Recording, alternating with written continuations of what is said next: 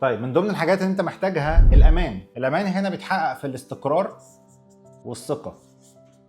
الاستقرار ده جزء اساسي بالنسبه للبني ادم. هتلاقي ان البني ادم باستمرار جهازه العصبي بيسعى الى الاستقرار، دي حاله كده بنسميها اللي هي هوموستاسيس.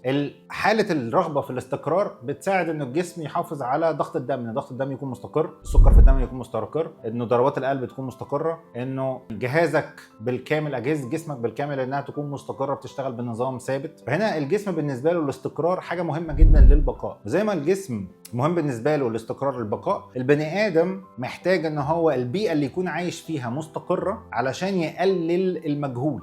لانه اكبر مشكله بالنسبه للبني ادم ان هو عايش في الاطار الزمني، وكون ان هو عايش تحت الاطار الزمني ان هو ما يقدرش يعرف الماضي غير اللي هو فاكره منه. فمش كل حاجه حصلت في الماضي هو فاكرها، ولا يقدر يعرف المستقبل بالنسبه له كله مجهول، فهو ما يعرفش غير اللحظه الحاليه. فبالنسبه له دايما المستقبل كون ان هو غامض ومش معروف ومجهول، فده بالنسبه له يبقى احساس مش مريح وبيهدد احساسه بالامان. فهو بيبقى عشان يقلل من خطوره الغيب المستقبل بيبتدي ان هو يحاول ان هو يكون عنده استقرار في حياته. فالاستقرار مهم ان هو يكون عنده عادات يوميه، ان هو يكون صاحي عارف هيعمل ايه، عارف هيشتغل ايه، عارف هيشرب ايه، عارف هياكل ايه، عارف هيلبس ايه. كل ده هو عارفه، مش محتاج ان هو حد يفكره هو، او يفكر كل يوم النهارده انا هلبس ايه، النهارده انا هاكل ايه. لو كل يوم بيعمل كده، ولو كل يوم بيسعى الى ان هو يجيب اكله، وان هو يسعى، ده بالنسبه له هيكون عليه ضغط نفسي كبير. فهو بيحاول ان هو يكون في استقرار في حياته باستمرار. فالعادات اليوميه وطريقه الحياه بتقلل من الغموض، فبتريح وبتحسس الانسان بالامان.